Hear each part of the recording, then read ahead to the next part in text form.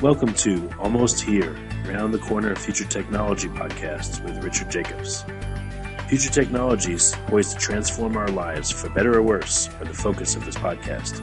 Almost here means these technologies are now here and starting to be used, or just around the corner, from Bitcoin to artificial intelligence, 3D printing, blockchain, virtual reality, and more.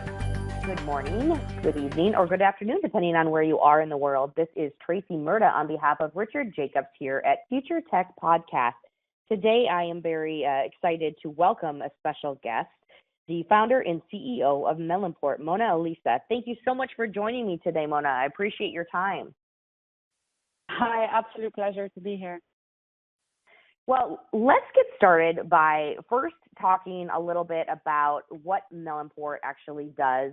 And then we'll kind of jump into the rest of it with the Ethereum blockchain and all of those things. Because it's actually I just finished an article last night before I went to bed and knowing I had to do this interview on Ethereum and kind of its pros and cons. So it kind of fits nicely with the day. So why don't you go ahead and start and tell us about Melonport? Yeah, sure, absolutely. So Melonport is a company that my business partner, Reto Trinkler, and I founded about almost a year and a half ago now. And the idea behind Melonport is that we are developing a software we call it the Melon Protocol. And the protocol is basically a software that enables asset managers to do four things using blockchain technology. The first thing is that it allows you to predefine the parameters by which you want your fund-like structure or VC-like structure to run. So you predefine rules and parameters using code, which is enforced by the blockchain. The second thing that the code allows you to do, or the software allows you to do, is to manage your fund-like structure within the pre-selected parameters. The third thing that the protocol we're building allows you to do is create a visible, auditable, and transparent track record on the blockchain due to the inherent characteristics that you kind of get from blockchain. And the fourth thing is it allows you to invest in other fund-like structures or allow other people to invest in your fund-like structure. So that's kind of the four things we're trying to enable with our software. And the way it's kind of being built is we recognize that there are some areas within this protocol where there shouldn't be much room for opinion, and those would be things like how you calculate your performance. Like, we're trying to standardize that calculation process rather than give people room to mess with the numbers and so on and so forth. And the core is kind of where, the non-negotiable part. And then we believe that there really should be room for flexibility and opinion depending on different people's needs and desires. And we outsource that part into modules. So we have this concept of module classes, and a module class could be something like exchanges, price feeds, risk management, compliance, and so on and so forth. And we are building the first suite of modules, but basically it's a completely permissionless open source code or software where people can add modules in their area of expertise. So if you're, for example, a risk management expert and you wanted to contribute code to that, you could do that under your own brand and so on and so forth. Or if you were Reuters and you've got, a great track record and experience in data provision, you could build a price feed module, for example. And the user just comes along and takes the core and then mixes and matches the modules that he or she wants and puts them together, deploys this as a smart contract to the blockchain, and then basically has a code encoded structure by which they can then manage their fund. Okay. So how does Melonport then utilize the Ethereum blockchain? And why did you go with that platform? Yeah. So, Ethereum is Ethereum, I guess, we like to think of, if you think about the evolution of blockchains, Bitcoin was probably the first one that came along in 2008. And Bitcoin introduced to the world the idea of blockchain accounting. The next evolution from that was Ethereum. And Ethereum took the idea of blockchain accounting and the technology behind it, and it embedded an entire coding language inside it, making it possible to to encode conditions and parameters, and everything you can basically do with code can now be built into blockchain technology.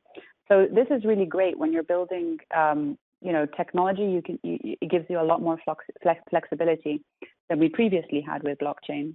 So the reason we decided to use Ethereum is because we can really leverage this coding language to automate a lot of processes which would traditionally take a lot of time and energy, and we have the security of the blockchain enforcing this code and making sure that people can't manipulate it or go around it in any way.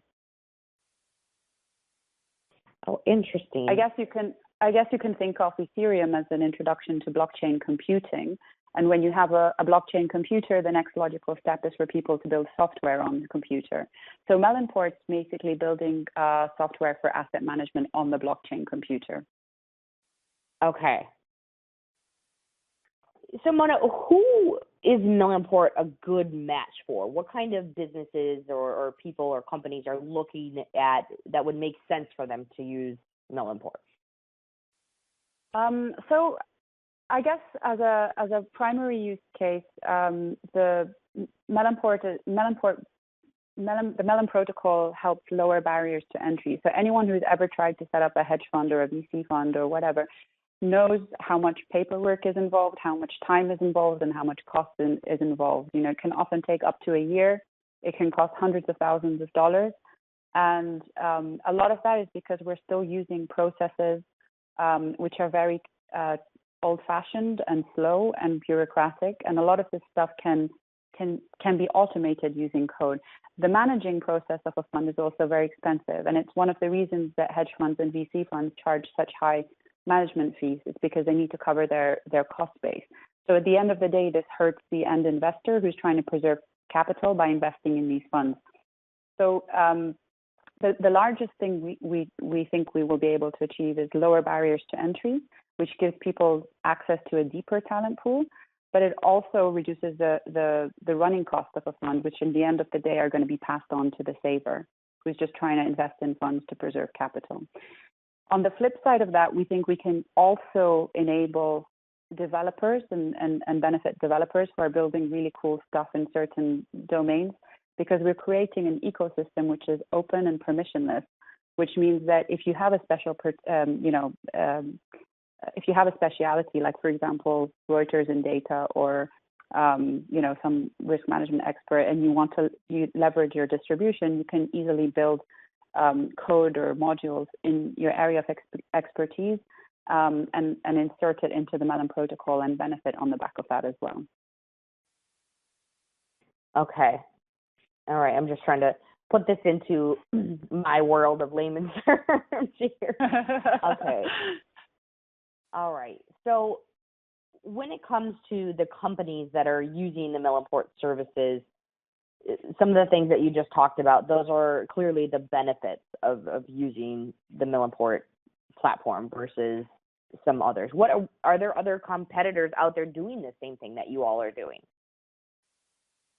Not that we're aware of. We know of a few people who are trying to build digital asset funds or crypto funds out there.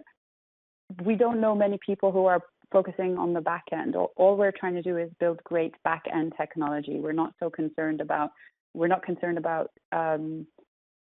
setting up a fund ourselves or running a fund, or we're not trying to consult or anything like that. We're just building an open source technology which is free and open for all. And I guess we've seen a lot of people working on the front end trying to build crypto hedge funds or digital asset hedge funds, but we haven't seen so much as people using smart contract technology to operate the operational back office and like say the machine that runs the hedge fund in the background, which usually takes a lot of human capital and a lot of middlemen. And so I think as far as we know, we're currently one of the only players in the space, and we're hopefully building it out in a way where we will stay. It's very the incentives for starting something like what we're doing from the ground zero are on your own today are very low, because joining our protocol is almost as beneficial as starting from zero So we've tried to be as inclusive as possible and as open as Right. possible, and we've created a lot of incentives for people who do develop onto our protocol. So if you came on it, just walk me through, I'm wanting to get involved. What does it look like from the ground up as a beginning user? How much knowledge and user awareness do I have to work with you guys? You do have to have an awareness and a knowledge in fund management. You have to, initially we're building this software. Given it's blockchain software, we're restricted to, if we want to use this technology in a very secure way, we're restricted to assets which are inherent to blockchain. So the asset pool you can invest in is limited to crypto or digitalized assets on the blockchain. So initially, target users are crypto hedge fund managers or crypto people who want to build a track record and prove that they are good at managing crypto assets and can provide a good return with low volatility or lower volatility than most. And the things you would need to set up a fund, the money and time goes down quite dramatically, but you still need to know how to manage your risk. Given that you're shifting your trust in custodian and fund administrators or people who usually, check things and double check things and do things manually for you, you're shifting that trust to code and to blockchain technology. You also need to make sure that you can check the code and audit the code and make sure it will do what it's telling you it will do. So I think you sort of have to be proficient or have someone with you who's proficient in code, and you also have to, make sure you're complying with your kind of jurisdiction and legal requirements locally. Are there other platforms or technologies that Melonport is working on that we may see some things, coming down the line? We're not operating a platform. We're just building technology. However, we are speaking to interested parties who are keen to use the technology we're building for their own use cases, and we're exploring ideas and potential ways, to guide them into how to use the technology. But we fully expect that, this is like any open source protocol. We fully expect people to do their own homework, to build.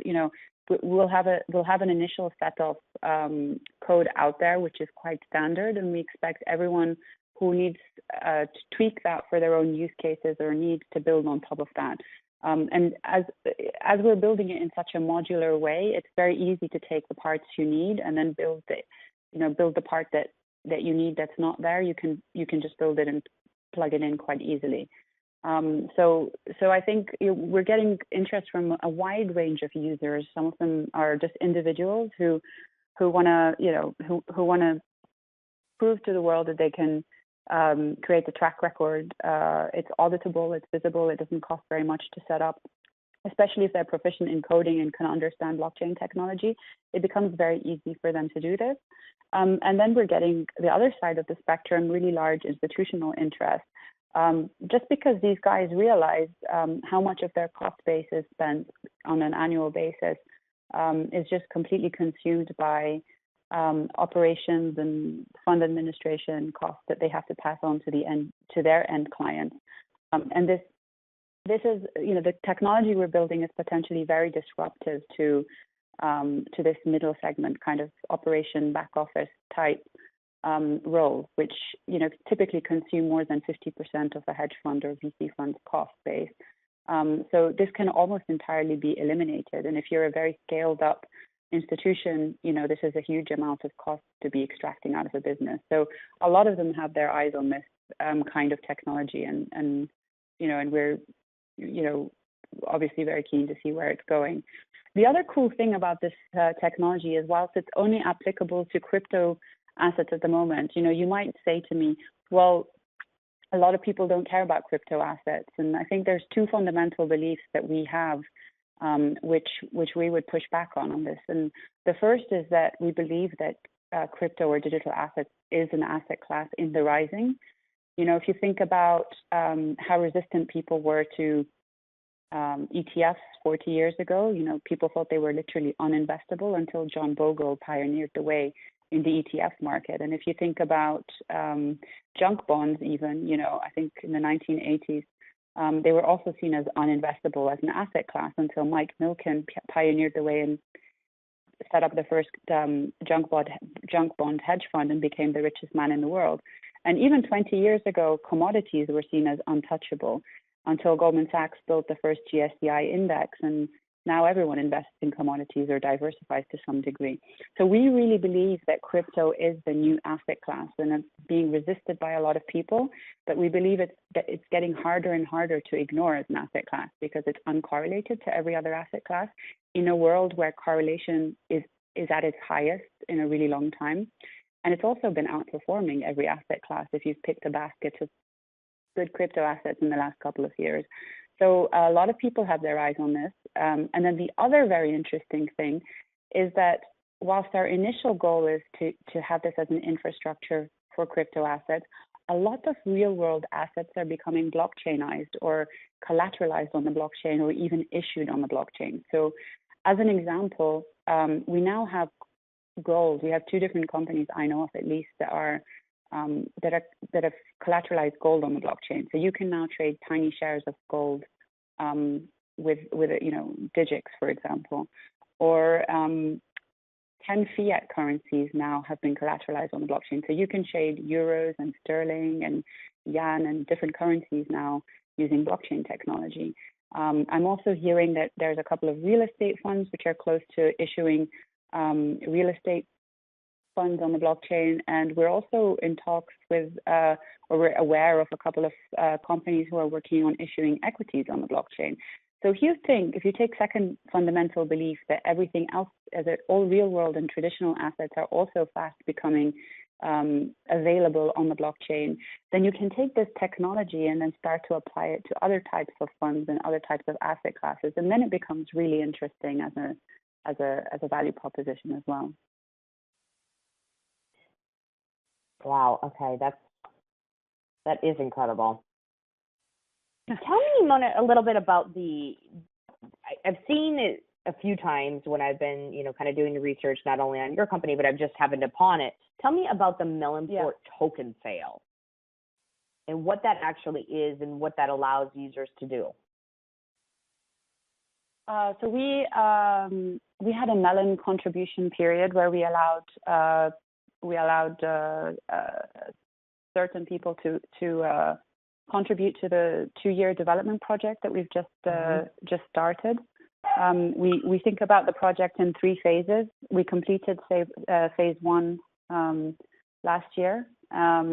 We've just started phase 2, so the contributions we raised were for the second phase of the period, and this is of the project, and this is basically engaging in 2 major security audits and further building out the code, and also completing the formal specifications. And the third contribution period may take place early next year, and that would be to complete phase 3. The idea of the Melon token is twofold. One, it's a usage